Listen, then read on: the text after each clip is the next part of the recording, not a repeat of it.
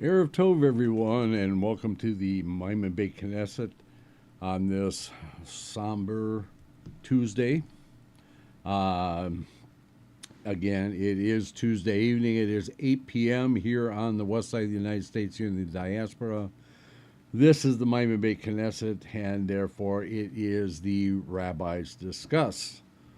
And this evening, we are going to be discussing the current situation in Eretz Israel, and we have a special guest with us tonight, and counterterrorism expert Gadi Edelman. And without further ado, let's bring them in right now. And you are on, gentlemen. Good evening. Good evening, everybody, and welcome back. It's been a while, but we're back. It has been a while, and we have our studio kind of set up. I would say we're probably right up there at about 30%. So, which is better than nothing, I guess. We got enough going on here that we can actually broadcast. That's the main thing. So, yeah, tonight's discussion we're going to concentrate on the events of Shmini Atzeret and Simchat Torah in Israel, and what is going on currently there. And again, as I said, we have with us counterterrorism expert Gadi Edelman. Gadi, say hello. I did. I said good evening. Gadi is a very good friend of the show. Every time we ask him to come on, he's always there for us. That's only because it's not often, so I'm lucky. Yeah. Well, we know I'm you're sure busy. You got a lot of things to do. Yeah. So, I guess, I mean, where do you start with something like this? You know, I mean, it's not a normal situation. It's a bad situation when you burn and decapitate children. This is not a war anymore. I'm sick about it. I already spoke to the Israeli consul today in the Dominican. I have permission to go. My wife is not so happy, but there's no flights into Israel, so I'm waiting. So there's no flights from where you are? I can fly from here to Germany to England, but they won't. The airspace in Israel is closed. Within the country, there is. Of course, the Air Force is flying, but commercially, no. No. Wait a minute. When did you hear this? Because as of a few hours ago, El Al said that all its flights are continuing as normal. So that's news to me because I was told today that there's no flights into Israel. Well, they better tell El Al who's still flying. Okay, this is from the General Counsel, Israeli Council here in the DR. That makes no sense. No, exactly. So I don't know. I'm going to call her again. It's a lady. Aviva is a lady. She's the general counsel. The ambassador is in Israel. It would have been easier to speak to him. I would have gotten further away. So El Al is flying out of Israel? Yeah, my computer is acting up. No, flights in and out of Israel from what I saw just a couple of hours ago. So yeah, that means El Al could be in England, it could be in Germany, and it could be in New York. I'm going to check that out tomorrow. Yeah, as I was reading an article on Sheva, the Israeli transport minister was saying that they were making arrangements to not only put on additional flights but to continue flights into Israel, but they were going to be from certain major airports. The only way to get a flight on El Al into Israel was to go through JFK or from the airport in Munich or or London. Yeah, or London. The Okay, so major airports in a few European countries, and then JFK out of New York. I don't even know if Canada is actually giving giving them the ability to run extra flights.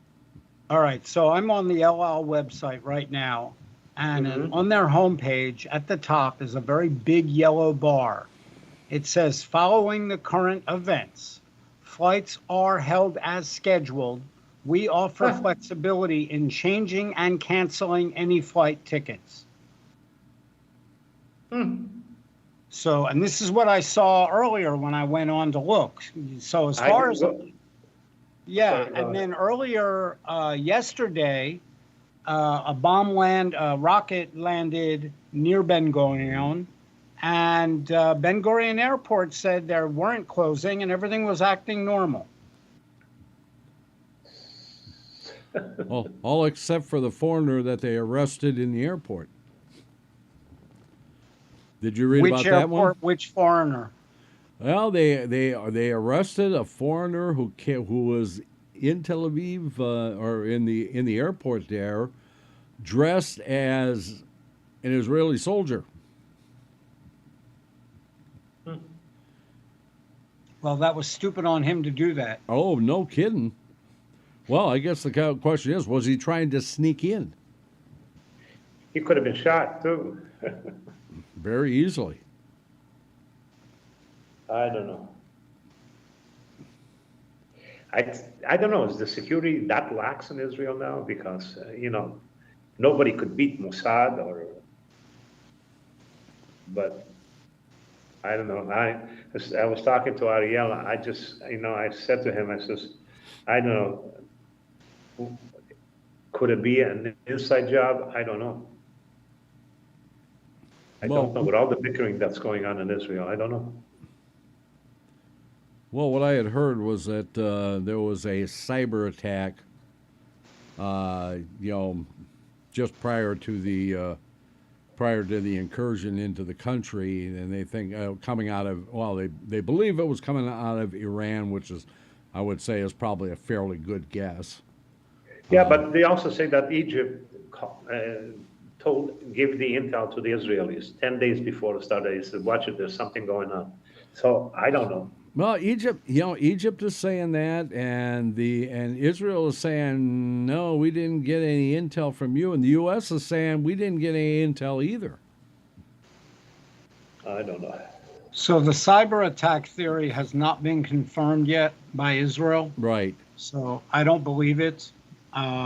It's feasible. It's certainly not impossible, but I find it very hard to believe. There was a lot of moving parts, and there was a lot of people that screwed up. Yeah. But the way this was carried out, which was a military style, I mean, we can get into that at another time. I don't know how much time you guys even have. Rabbi, I'm having a tough time, real quick, but I'm going to interrupt myself. I'm having a tough time finding this live broadcast online.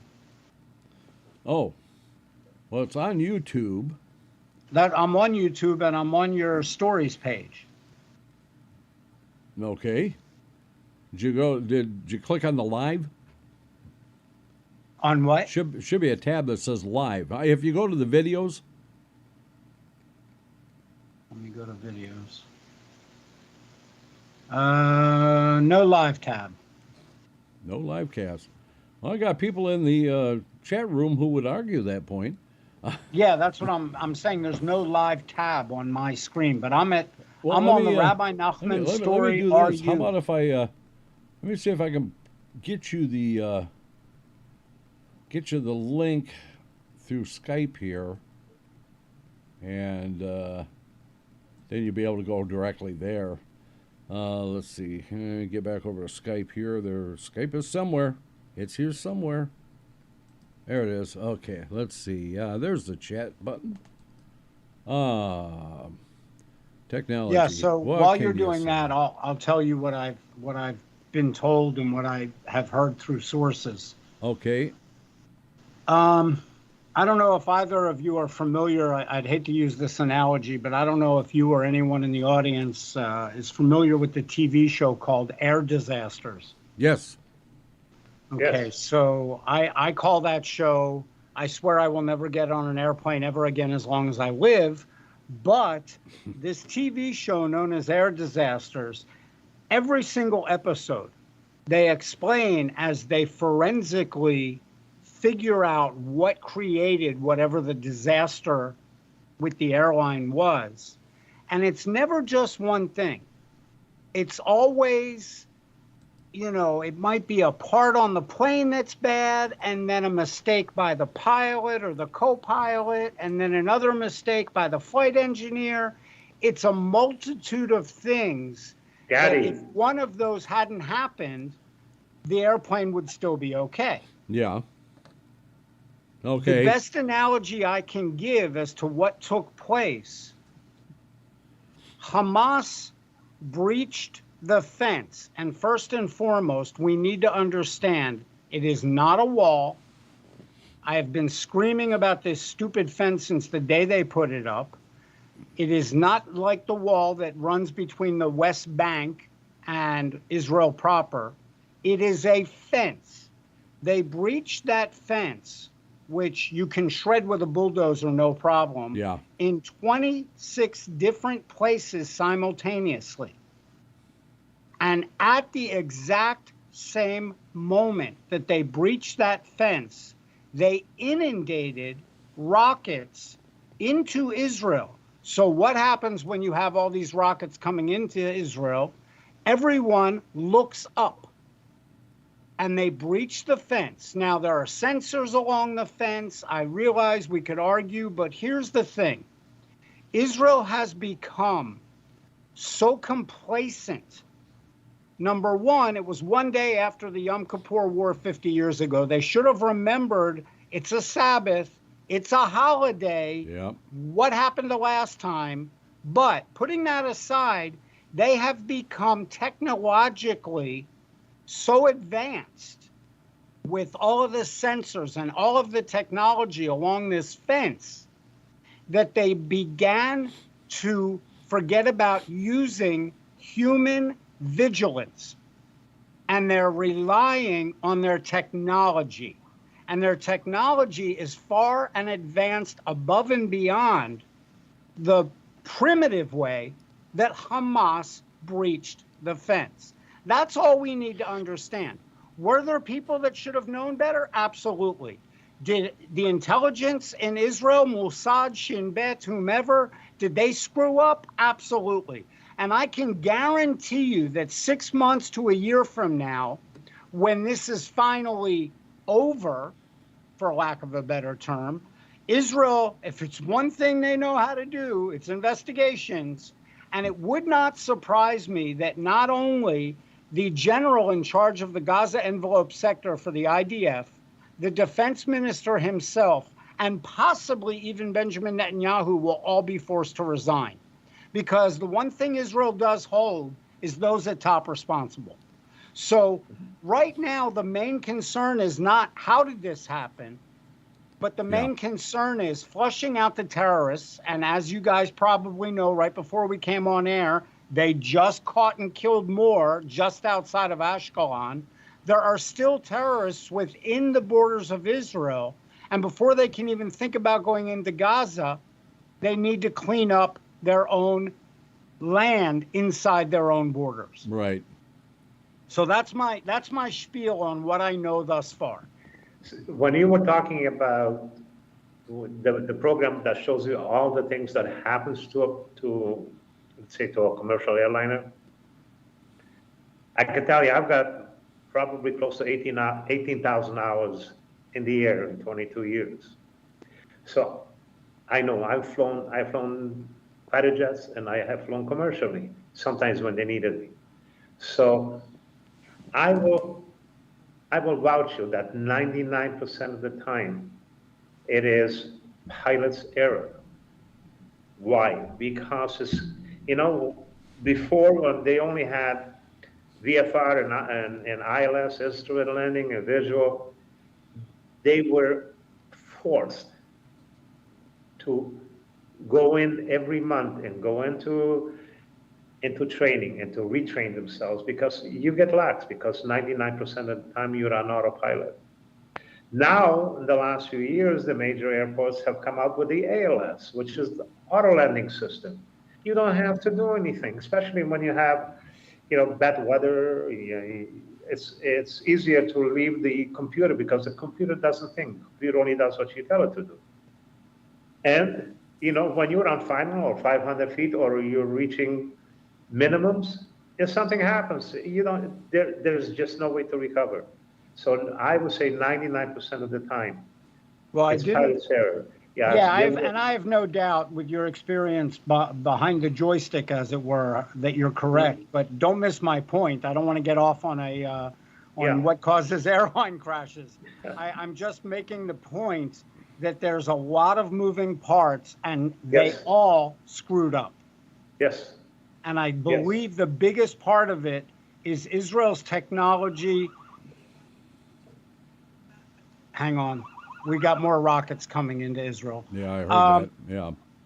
Well, you're right. You're absolutely right. I mean, Israel's complacency. Technology, and they became complacent, and they stopped using human vigilance. There is nothing, you can't put an Israeli soldier, every 10 meters up against that fence, because they don't have that type of manpower. But you still have human eyes and vigilance, and there should have been people. The fact that they breached, they being Hamas, a military site, a military base on the other side of Gaza in Israel proper, and killed every single soldier or kidnapped those that they didn't kill, how in the hell did they take over a whole base? So there's definitely a lot of questions to be asked, but the time for those questions is after we bring our people home. And after, and Rabbi, you're going to love this, Kahane was right, after we level Gaza. I want to see this. I still don't believe it. I've seen, especially with Biden, I know he's going to open his mouth and he's going to say, promise something to Israel, and they're going to say, okay, we'll try to make peace. This is what I'm afraid of. That's what I'm afraid of, because he sent in Gerald Ford. Okay, so why don't you empty the carrier and give him the 75, 80 planes that you got on him, and let Israel use them. I doubt it. But, Biden said he promised them some armament. Yeah, well, if I think Biden says that he can make peace, the man doesn't even know how to make boom boom himself anymore. He doesn't know his name. Somebody help. He doesn't know his name. This guy's not there. Thank God he doesn't have the football. So, Gadi, I mean, once they get Israel secured, and they've addressed all the terrorists that are there now, what's the next move? What's your opinion? What's the next move? Well, they're going to infiltrate. There's absolutely no doubt about the fact that they're going to enter Gaza, which, as we all know, Israel never wants to do. They've never wanted to. They didn't want to do it in the past, and we saw how that went. The last time they entered Gaza was Operation Protective Edge in 2014. Yeah. They don't want to have to do it for a multitude of reasons. Now, I can tell you that Israel knows where every single tunnel is, as far as the tunnels that go from Gaza to Israel and Gaza to Egypt. They know where those tunnels are. What they don't know are all the tunnels that are inside Gaza proper. Yeah. Once you cross that border, there are miles and miles of tunnels running underneath. Gaza is a very sandy area, and it's very easy for them to build those tunnels. And once they get inside Gaza, especially if the hostages are being held in these tunnels, as Hamas claims, that's where it's going to be and Israel does have a specialized unit. They learned since the last time they went into Gaza, they do have a new specialized unit that does nothing but tunnels. For lack of a better term, to use a Vietnam era term, they're tunnel rats. And that's all they do, and they're very good at it. But they're still going into tunnels that they are not aware of. And there's going to be booby traps, and there's going to be twists and turns, and it's going to be bloody. It's going to be horrendous on the losses for Israel, but they need to put an end to this once and for all. This cannot be another tit for tat. We're going to go in and we're going to teach them a lesson and leave and let them rearm again. No. I have often said in every one of my lectures, you cannot eradicate an ideology, but you can sure as hell eradicate every living member. Very true. Very true. Yeah, the minute you started talking about the tunnels, I was thinking the same thing. You know, the Vietnam area, the tunnel rats, and those guys. They've got some cojones. There are some things that I do want to share with you and the audience that has not been touched on by the U.S. media. I don't know where everybody's getting their information. Unless you speak Hebrew and you watch the Israeli news on the internet live from Israel, you probably have not heard these things. So what I'm about to tell you is not, and I repeat, this is not classified information. This has been openly discussed on Israeli news. Let me give you some things that have been confirmed.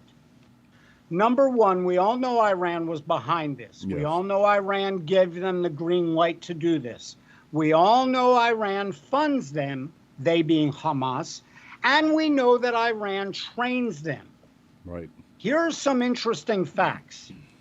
Survivors from the south of Israel, the southern portion of Israel, these are survivors that were in their safe room, in their own home, where the terrorists were in their home trying to get them out of their safe room.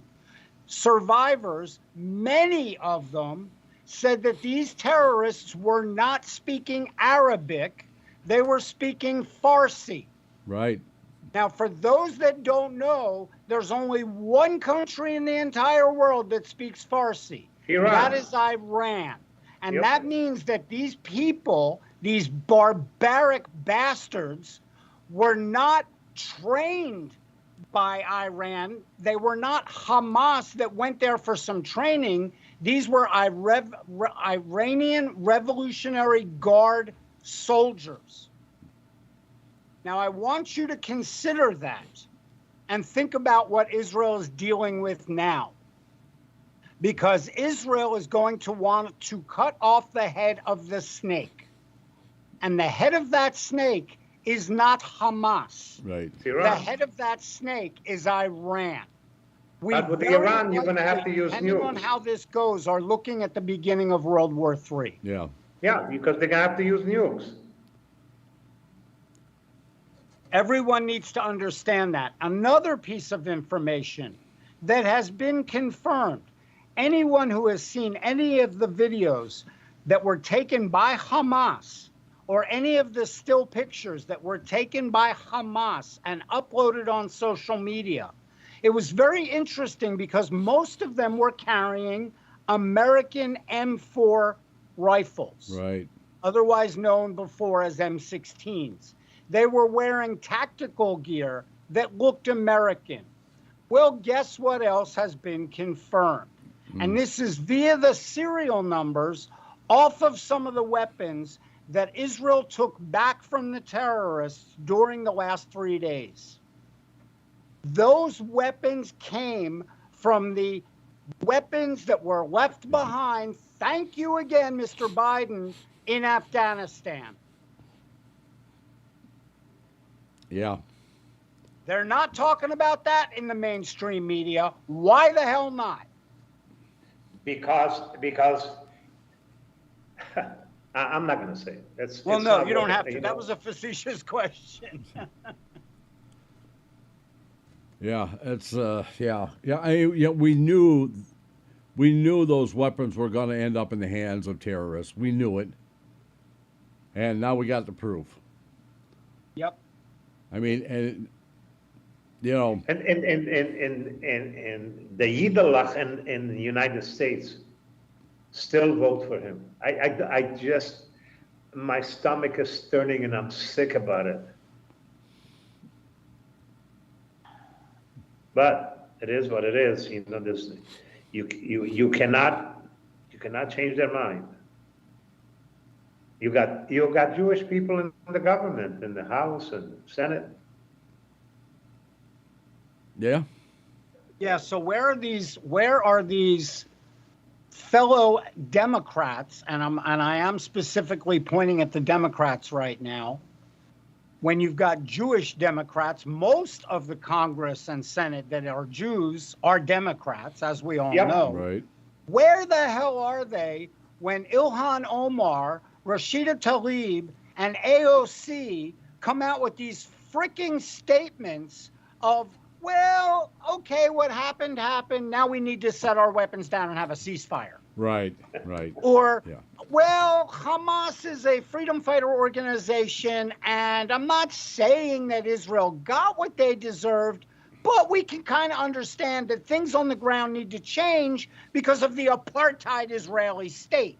This is their way of saying we're sorry and we're with you. Where the hell is the condemnation from the Democrats?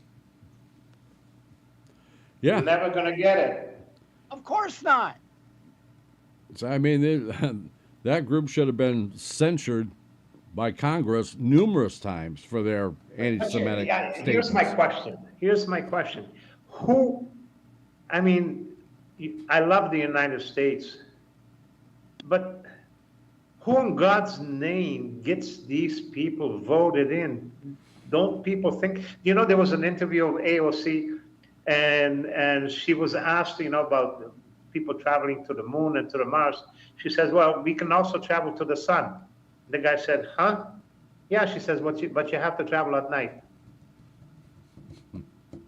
I don't, she did not actually say that, but I get your point. She's stupid. I mean, it was on the news. So whether she said or not, it doesn't matter. But you know, this is the mentality that these people in the government have. Well, should Biden be president? He's not there. He's got dementia. He's falling all over the face. His wife is saving his ass. He doesn't even know how to get himself dressed. God forbid if he would have the football. I don't know what he would do. Well, we know that Black Lives Matter just came out as an organization saying that we can't be blaming, you know, the Palestinians. And well, actually, Rabbi, their exact quote was, "We can't blame Hamas." Right. Yeah. Well, I'm sorry. Who do we blame? Let's blame Donald Trump. Everything else is his fault. Yeah. Exactly. Yeah. I've already seen a number of quotes actually stating that. Oh yeah, well, this is all because of Trump, and I'm going, how? Of course. You know, in what line of logic can you blame him? The only thing that I haven't seen them blame, but I'm sure they will eventually get around to it, is climate change. Yeah. That's bound to be coming up soon. It's just, I'm going to tell you something. Crazy. If they don't finish with Gaza this time, Israel is going to have one big problem because you got Hezbollah supported by Iran, and Israel cannot afford to have too many fronts. Yeah. Now, Gadi, you were on Casey show the other day, and you were talking about the Taliban. Yes. Yeah, so I thought that had made the mainstream media, and perhaps I'm wrong. The Taliban actually asked, and this was very interesting, the Taliban asked Iran. They didn't ask the countries that border Afghanistan and Israel. They asked Iran to get them permission from the countries that they would need to cross in order to go to Gaza to help fight with Hamas against Israel. That was a public statement made by Taliban. I've got a question for you, Gadi. Why are there still, if they're shooting, I've seen Gaza almost on fire. How come they're still able to shoot rockets?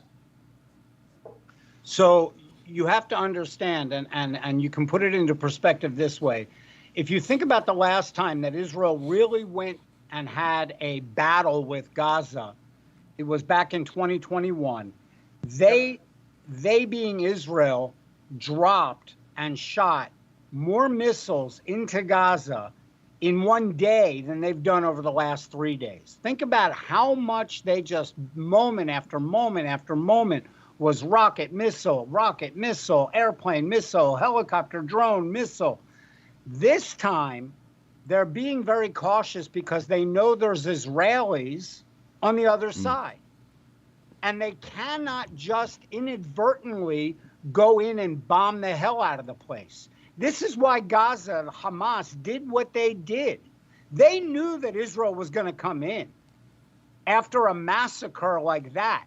So what is their best bet? We already know they use their own people as human shields. Right. Hey, here's a novel idea. Let's grab some Israelis. Hey, last time we traded one soldier, Gilad Shalit, for 1,000 prisoners. What can we get with 100 Israelis? Yeah. What was that? That one MK that was saying they needed to release all the terrorist prisoners and stuff. I mean, the guy should. How is he an MK? Well, I don't know who it was that said that. I heard something about that, but it wouldn't surprise me if he was from the Arab coalition. Yeah, he definitely was. We do have Arab members in the Knesset, unfortunately. So that needs to be explained to me. How? Because unfortunately, you have Israeli citizens living inside Israel who have been there for generations who are Arab. That are Arabs. Yeah. So just like every other Israeli citizen, not only do they have the right to vote, they have the right to run for office. But the world is complaining that Israel is apartheid. Of course. But it's no different than American Democrat Party members up in Washington, D.C. claiming that Donald Trump should be in jail. So, it's the same thing. We need to take politics out of this. Yeah, exactly. Politics didn't matter when there were 6 million dying in Germany and Poland and during the Denmark and, well, I'm not going to go on and name every country, but during the Holocaust, politics was out the window. Why the hell do we have to bring politics into it now? This is the largest killing of Jews in one day since the Holocaust. People need to keep repeating that over and over and over again so they understand. Right now, the numbers coming out of Israel for dead and wounded is not equivalent to 9/11. It is not equivalent to Pearl Harbor, and I'm sick of hearing that. This would be the same as if 35 to 40,000 Americans had been killed in a terror attack in one day. Yeah, exactly. And let me tell you where the difference is. And I don't know if I mentioned this on KC's show. I've done so many radio interviews over the last 3 days, I haven't even slept. But with Pearl Harbor, we knew who the enemy was, we being America. America knew who the enemy was. They just were surprised that the enemy attacked. Okay, very similar to what happened in Israel. Similar, but not the same. On 9/11, it was also a surprise attack, and America didn't know who the enemy was until after they did, a day later with their research.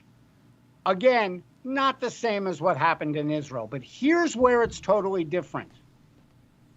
Be it 1941 Pearl Harbor or 2001 9/11, the enemy was thousands of miles away.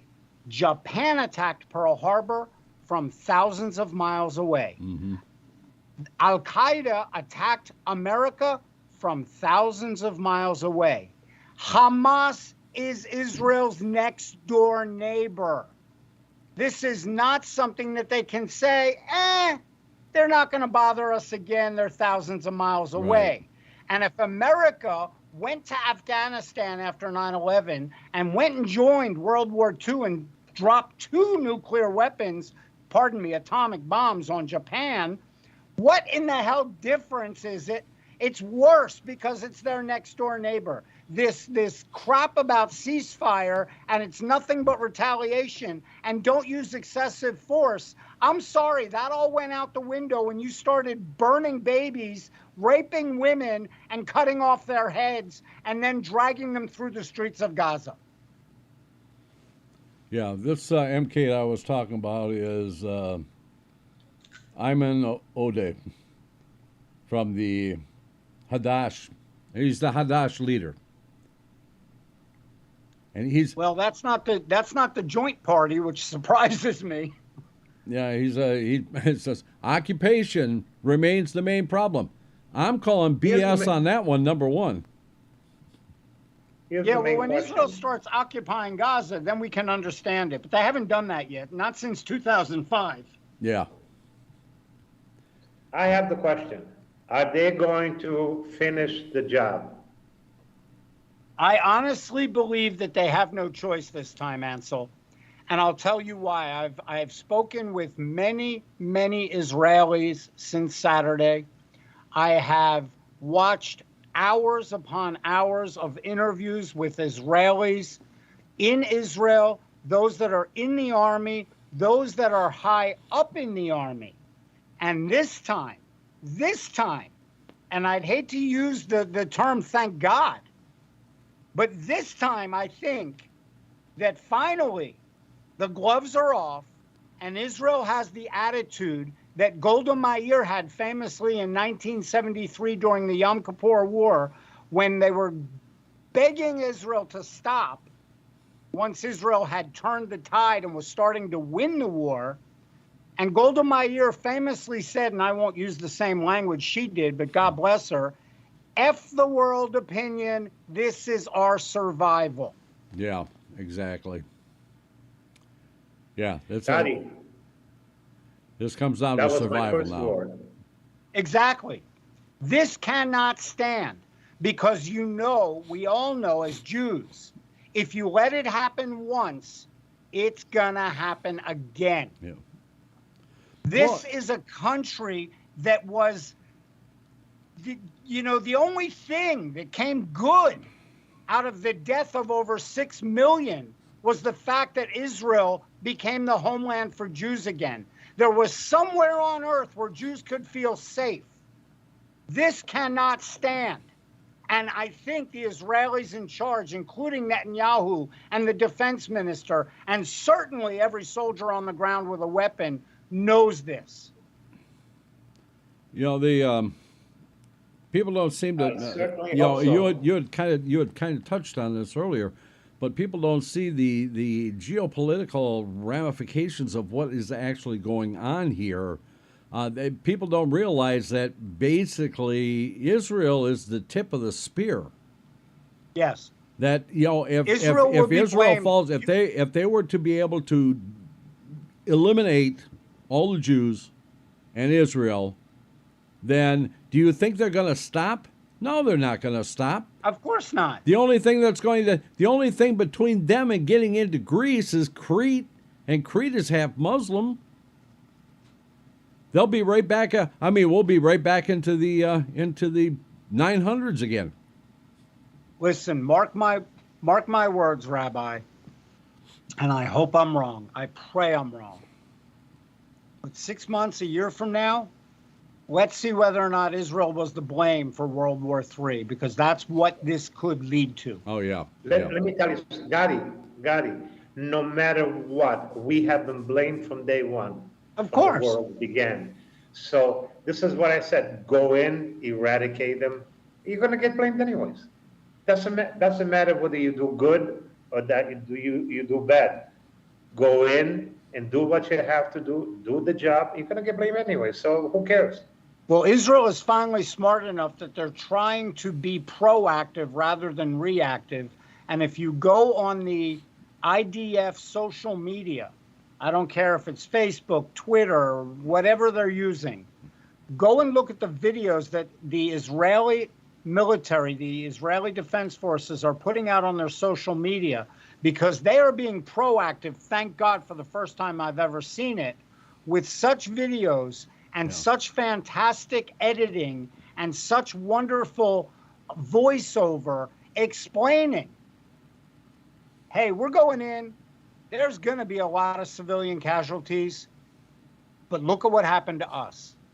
And it's almost like they're saying, get ready for it, people. We don't care what you think. This is what's going to happen. Exactly. And this is why I really believe that this time they're going to eradicate them. And Egypt is there's a lot of people from Gaza trying to enter Egypt, and then Egypt is not allowing them. Of course not. Egypt hasn't wanted them since 1979. Yeah. Nobody wants them. Exactly. This is what the world needs to frickin' wake up and see. What has happened with every single country that has allowed them in? Look at where Lebanon is. It used to be the only Christian nation in the Middle East. And then who screwed that up? The PLO, who is now today Hezbollah. Yep. Look at Jordan. Look at Black September. Yeah. Why did they throw them out? Oh, that's right. They tried to overtake that government too. That's when they people built have the gone, Albi Bridge they've and done said nothing go. but create havoc. Yep. Yeah. And now I'm going to relax and let That's my his father, pressure the King come of in. Jordan. He's the one that caused most of the trouble with Black September. Yeah, it's just going to say it's going to be. Yeah, we're going to see how fast is Iran going to intercede in this.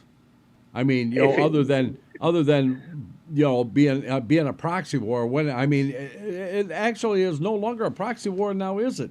I mean, if we know that it's a Revolutionary Guard that was in there.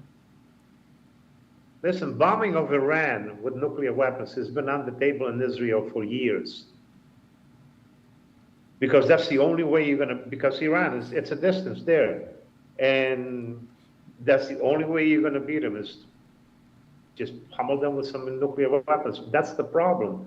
That I've always believed that would be the start of the Third World War. Even without nukes, we could see the start of a Third World War. Syria attacked Israel today with mortars. Lebanon attacked Israel 2 days ago, yesterday, and today with Hezbollah rockets. Yeah. You already have enough going on that they're already showing what will happen once Israel goes into Gaza. And if anything happens with Iran, and what I mean by anything, whether Israel attacks Iran or, more importantly, if Iran attacks Israel, what you are going to see immediately is Iraq, Syria, Lebanon, and Iran all going into Israel. So now you're going to have the start of a world war in the Middle East. Because as soon as that happens, with America being off the shore with the Gerald Ford and the fleet that's in the Mediterranean right now, and what has been happening over the last 2 years, China is going to look at this as an opportunity, and they're going to go after Taiwan. Yeah. Russia is going to see this as an opportunity more than they did with the Ukraine, and God knows what the hell they'll do.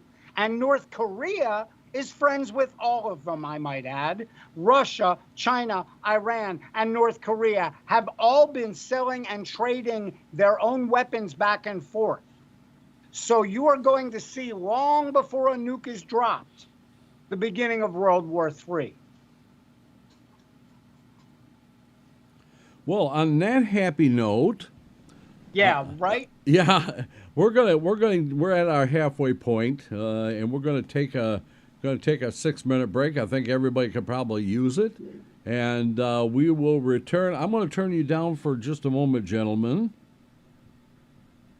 and let's go ahead and take Ancel down here, And we're going to go ahead and we're going to take our 6-minute break. And when we return, we'll get into this even more than we already have. So everybody, please stay tuned and we will be back. Let's all go to the lobby. Let's all go to the lobby. Let's all go to the lobby to get ourselves a treat. Delicious things to eat. The popcorn can't be beat. The sparkling drinks are just dandy. The chocolate bars and the candy. So let's all go to the lobby to get ourselves a treat. Let's all go to the lobby to get ourselves a treat. It's intermission time, folks, so hurry, hurry, hurry. Step right over to our refreshment center for the most extravagant array of refreshment goodies ever assembled under one roof. Enjoy breathtaking, mouth-watering goodies, everything from a snack to a delicious full meal. At our refreshment center, you'll find a large variety of goodies to satisfy your hunger, your thirst, or your sweet tooth. So hurry, hurry, hurry. Visit our refreshment center now. The show starts in 5 minutes.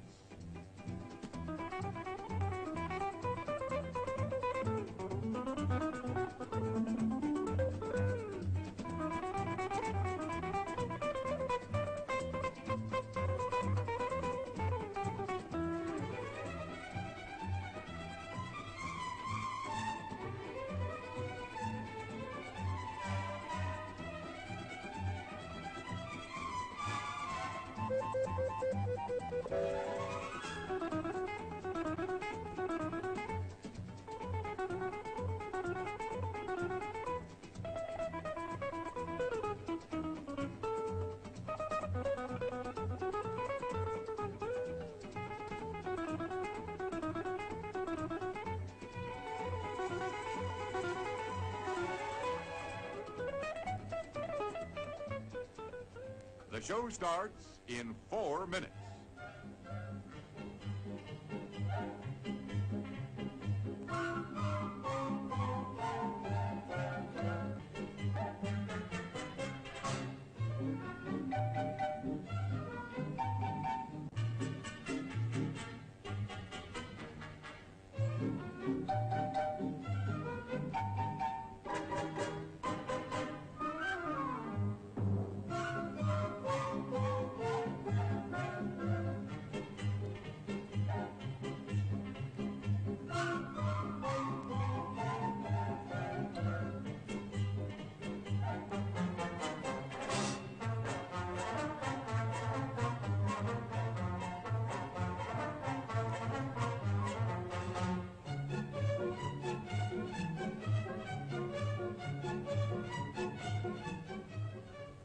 The show starts in 3 minutes.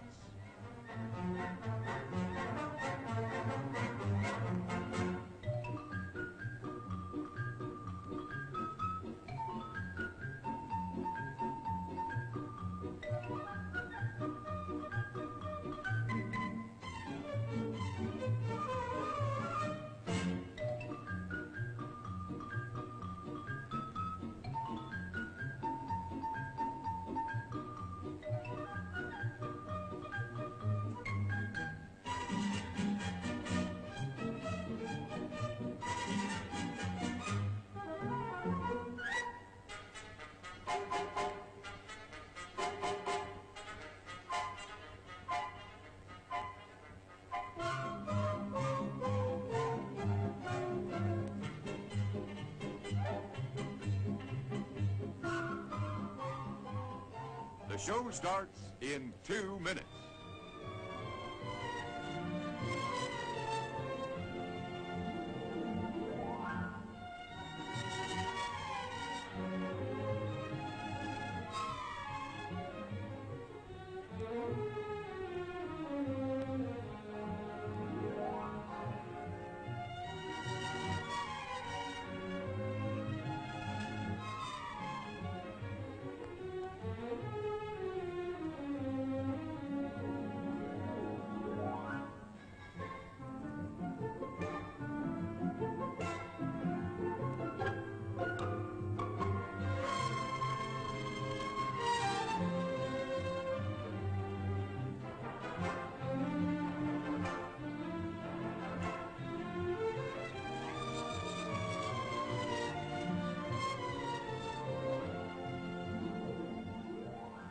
show starts in 1 minute.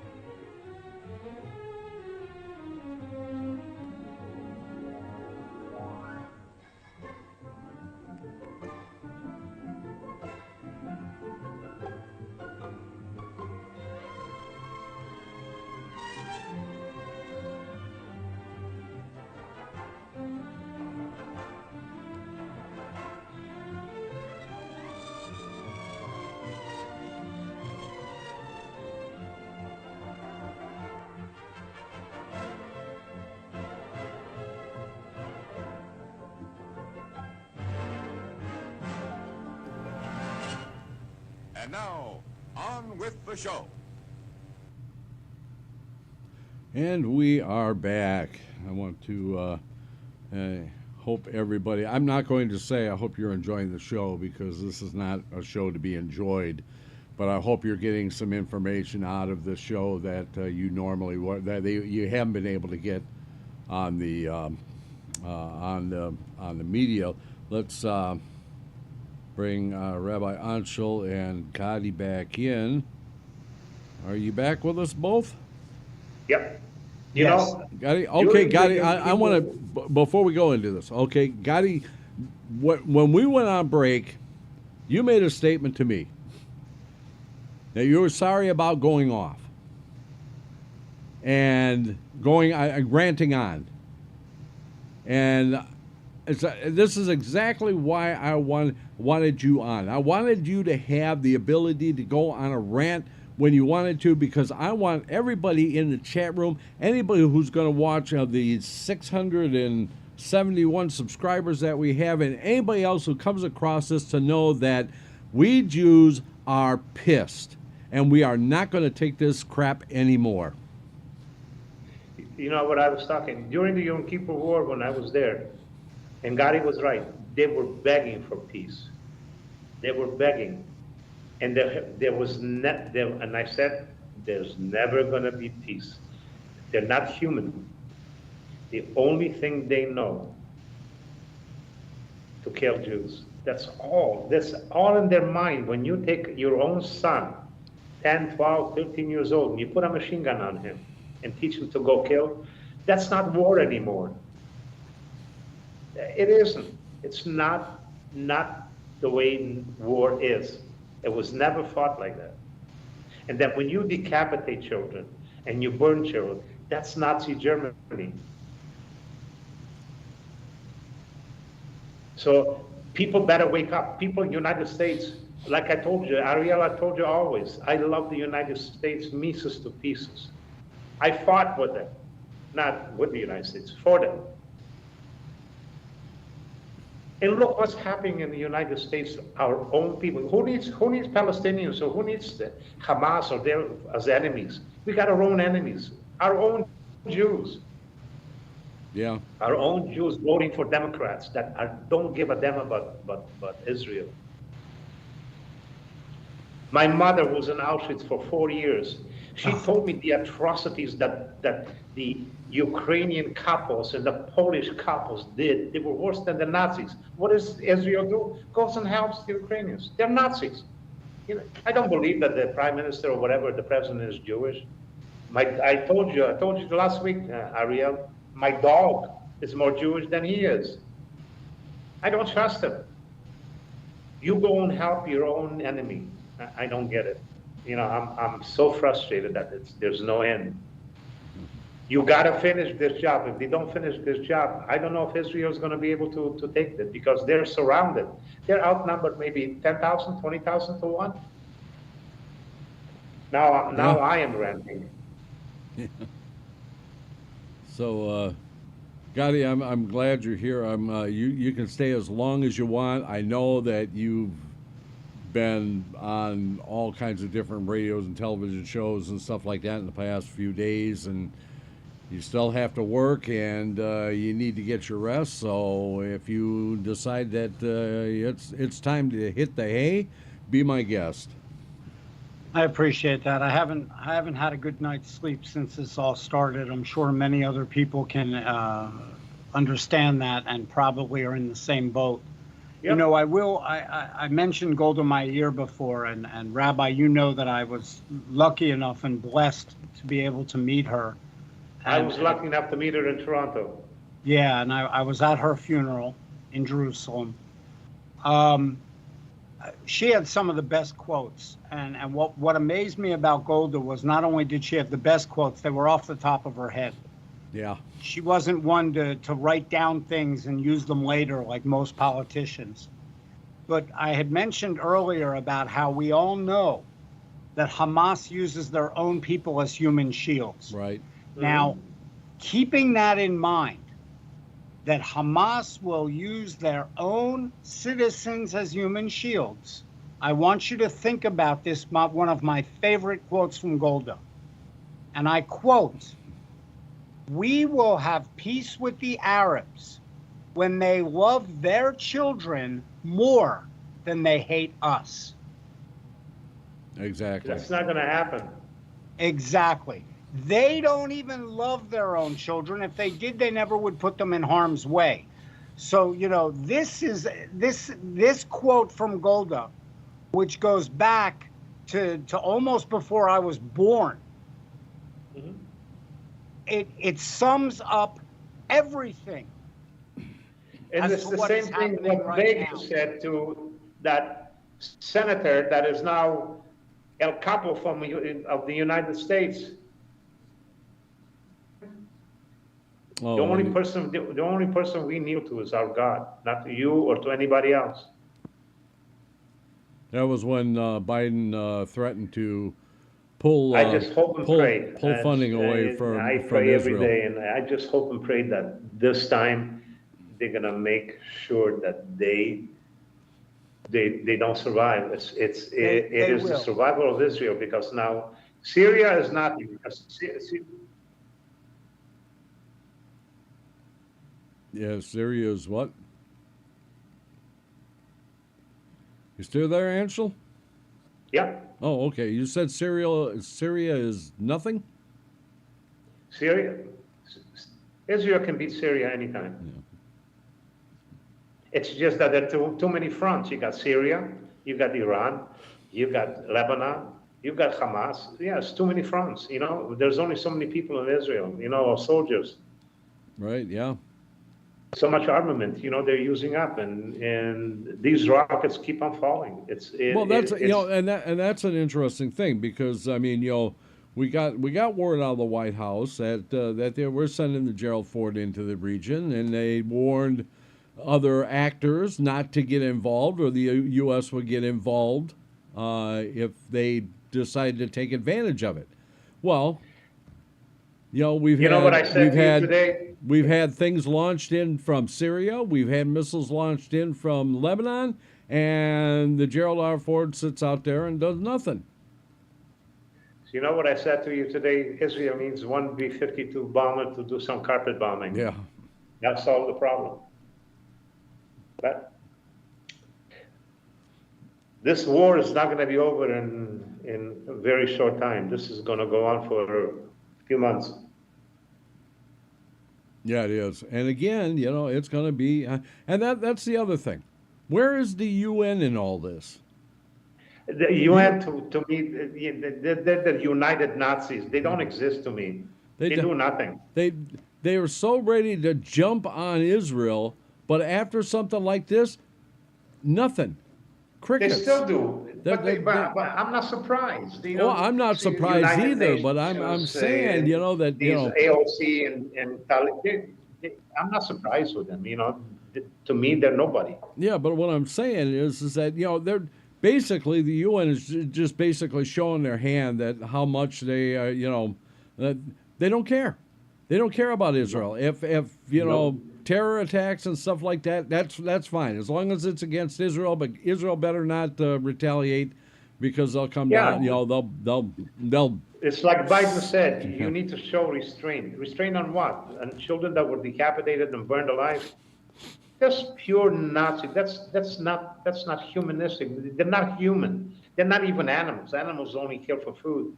These people are I don't know, descendants of the devil. I don't know what to call them. How can a father strap on a bomb on his own kid and say, "Okay, go blow yourself up"? And Golda Meir was right with her comment. It says exactly what she said. These people do not understand.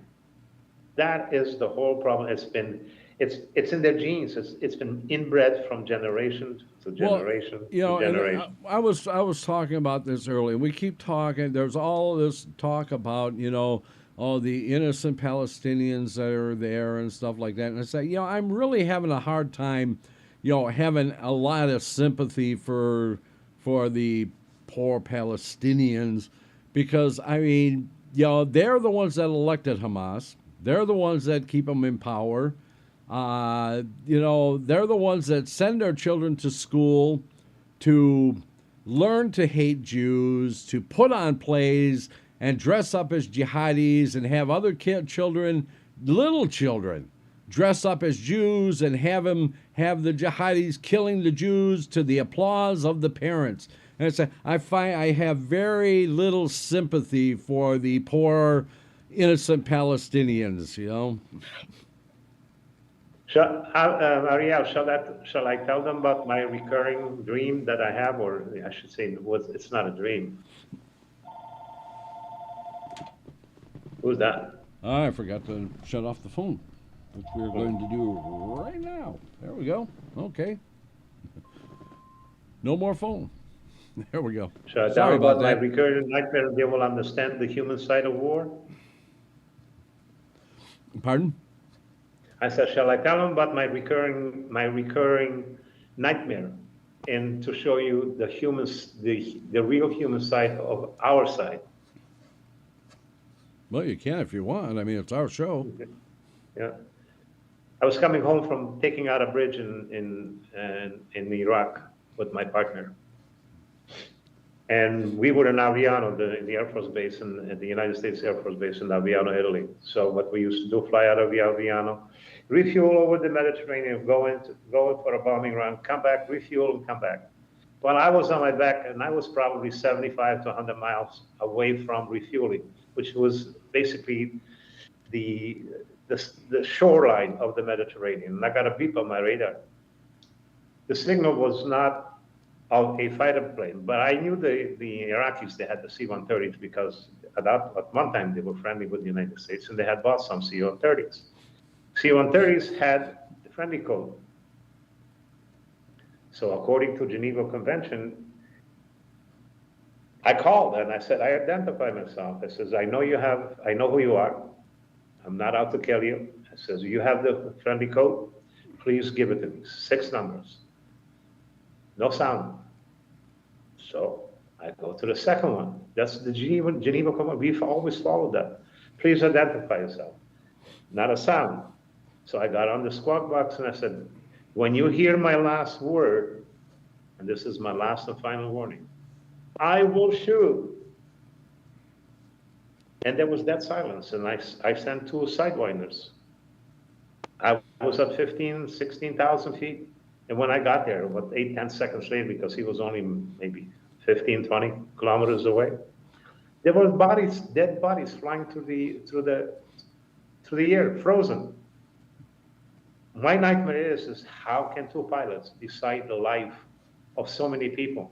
They didn't care. He had the friendly code. I would have left him, because the radar from the United States, they watch us. If I don't shoot, there goes my life. So this is my nightmare, how do 2 pilots reconcile the death of so many people? And I'm not surprised now, because to kill children, to burn them alive, whether you shot them or they'll find out, because they can check if there's any bullet holes. How? It's not human. It's not the way war it was ever written, ever it's supposed to be. It's not. No, actually the rule. I got shot down over the Golan Heights. My partner got shot down over the Golan Heights, but he was too far in Syria. He got caught. You know how the Syrians kill you? They hog tie you behind a jeep with a rope, and they drag you through the streets until you die. And he had a terrible death. And he was my left wingman. But that's part of war, and not even that I can understand. You know, you caught him, he's prisoner of war. When I shot down a MiG and the pilot ejected, I never went after the pilot. But if I ejected, I can guarantee you that pilot would have come after me and killed me. But that's them and that's us. And this is why I'm afraid that Israel may stop and not finish the job. Then you're going to have another Holocaust. God forbid. And that's the way it is. Yeah. These people are not human. They just don't think. They're just, you know, you can't even say they're animals. They're not. Well, you got, I mean, we've been waging civilized war, shall we call it, if there is any such thing, since the what is it, the Council of Westphalia? It's war. It's between grown-ups, between men, and you fight. But to actually rape women, they found women raped, bleeding on the roads. That is called a war? No, that's not a war. That to me is murder, rape, and they don't deserve to live. Sorry, some people feel sorry for them. Well, I don't. I hope they annihilate the whole, whether it's women and children. This time there is no choice. Sorry to say that. Because Israel, when they used to throw just a few rockets, Israel used to tell them, you know, clear the building. They used to bomb empty buildings. Big deal. And Israel even now tells them to clear out, to go away. Why? Did they tell Israel the same thing? No. Well, I mean, if we look at the events, everything that they have done has been considered a war crime. I mean, the targeting of civilians, the attack of innocent civilians, you know, everything they did is a war crime, and the world doesn't seem to care. The world just doesn't seem to want to hold anybody, any terrorist organization responsible, you know? How could they? Because who's in charge right now for what's the section of the United Nations for something about human? The Human Rights Council? Yeah, I think it's, what is it? Is it one of the Arab countries? Yeah. Yeah. So, you know, they've infiltrated in this. It's the same thing. You know, people say China is so powerful. China is not powerful at all. People don't know the truth about China. China has an aging population because they had that law of only one child. China will be finished in 10 years. Sure, they're even here in the DR, you know, they invest a little bit of money just to show people, just to show the world that they're strong. They eat between 250 and 450,000 dogs a year, especially in the northern parts, because they have no food. But they don't tell you. There's no news coming. Anybody see any news out of China? You get somebody to send out some news, you're dead. Yeah, they stopped the one child per family law back in 2016. Yeah. You hear any news from Korea? You hear news from Korea, sure. You know, they tested a rocket, but you don't know anything. How many starving North Koreans are there? Nobody knows the truth. My friend went to China to buy a wrapping machine for his products. And he told me every corner there's cameras, north, east, west, south. Every corner. The bathrooms, you know, are two-way mirrors. Nothing leaves China because China knows that because of their aging, they don't have a workforce. They will not, in 10 years, they will not have a military. It will be too old. Yeah. And this is what they don't want the world to know. The same thing with Russia, okay, but China's is 10 years. I believe is going to be the end of China. But China's looking for trouble because they really want Taiwan.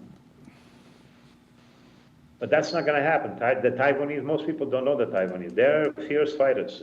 Don't forget. Well, look what they did to Spain back in, what was it, the 1700s? 1800s? I mean, they besieged him for, I don't know, 11 months or something like that. It was terrible. What's surprising to me, Macron standing with Israel, because take a look at the population of Muslims in France, especially in Paris. Oh my God. I was there, I'm telling you, and I lived in Paris from 1959 to 63. Oh my God, you are not going to see what Paris looked like. You're not going to believe what Paris looks like.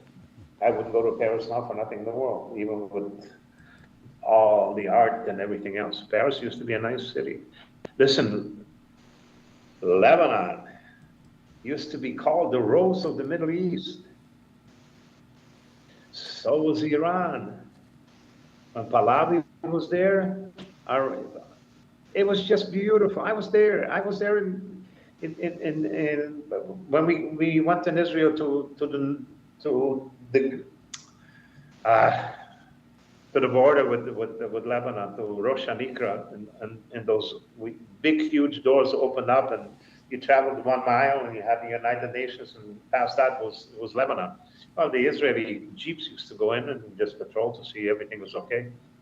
But Lebanon was a beautiful country, and most people don't know Israelis used to be on the side of the Lebanese Christians. They used to watch them, because on one side you have the Lebanese Christians, and the other side you have Hezbollah that is supported by Iran. And then you have two types of Muslims. You have the Shiites and the Sunnis. The Sunnis are the more mellow ones. The Shiites, those are the ones who cause trouble. And the other thing is, Gadi, you said the PLO. The PLO was formed by an Egyptian, by the Imam Shemo that Nasser. He wasn't Palestinian. None of them were Palestinian. Yeah, Yasser Arafat wasn't Palestinian. Yeah. It didn't even exist until 1967. Correct. Palestine never existed. Technically, Like, what was the 1969. borders? Well, hang on. What currency did they use? Who was the first president of the Palestinians besides Yasser Arafat? There's the Palestinians are Jordanian citizens, period. And people don't want to get it through their head. Okay. I'm sorry, I'm frustrated, but Yeah, you got to take a breath every once in a while, give somebody else a chance to jump in. Okay. What were you going to say, Gotti? I'm sorry, I don't remember. I'm too tired to keep track. I think it had to do with, I said that the Palestinians never even existed until 1967. Oh, I said 1969, but I'll give you that for 2 years. Okay, yeah, and it's, I mean, even going back into time, Palestina, as the Romans called it, was not even a country. It was the word came from Philistines. Yeah, I mean, it was a Roman protectorate. And it actually didn't even include all of Israel. It only included the northern part of Israel, all of Lebanon, most of Syria, and part of Jordan. So I mean, that was Rome's famous thing. Take away their identity. Yep. Call them something else. I mean, even Palestina, they were Greeks. Yep, Philistines. They were Greeks. Yeah. They were establishing a port in the Middle East, and that's and for some odd reason they decided to pick Gaza, of all places, which everybody in the Middle East seems to understand that it's a cursed land. Nobody wants it. It's the same thing when you translate something from one language to another, it loses its senses. It's the same thing when they're talking about Mary and Joseph, and I do some speeches in university. Mary never existed, and they say, how dare you? I said her real name was Miriam, but the Catholics didn't like a Hebrew name in their Bible, so they changed it to Mary. So, and there's so many differences that you can go on and talk and talk and talk, but I don't like to get into religion and not the politics. And this is something is what I call the survival of Israel, the survival of the very few Jews, because we've been hammered and killed and burned and massacred all our lives. And it's time for Israel to stand up and to say, I have a right to live, and I'm going to live it. Yeah. Well, give me your last questions if you have any before I sign off here. I'm just gonna let you. My question is when you're coming back. Can't answer that. Okay, well, I think we're gonna go ahead and call it. We're Okay. yeah, we're almost at our time, but I think we're gonna call it. I think we've don't call it on my count. no, I think we've pretty much covered You what need we your need to rest. cover. I mean, it's a fluid situation, and I know we all want to get back and see the latest briefs on it. So I'm going to turn you down here for a moment. Gadi, I know you've got to get some sleep, so Gadi, I'll let you know thank you tomorrow. very much for being here. Thank you. Thank you, guys. Appreciate it. God bless. Thank you. Okay. Good schlaf. Guys, schluffen. Go to sleep, Gadi. Okay. I want to thank everybody for being here this evening. I hope you actually got something out of this. I hope you maybe got some information that you didn't have before. And don't forget, tomorrow night is the Torah study with Rabbi Ancel and myself, and we are going to be studying the Sefer Bereshit, Parsha Bereshit, and we're going to talk about something a little bit different in Bereshit, a little different understanding of the first Parsha of the Torah. So you might want to tune in for that. Until then, everyone, we're going to simply say, pray for the peace of Israel, that they stay strong, and God protect them. And then we will hopefully see you tomorrow evening.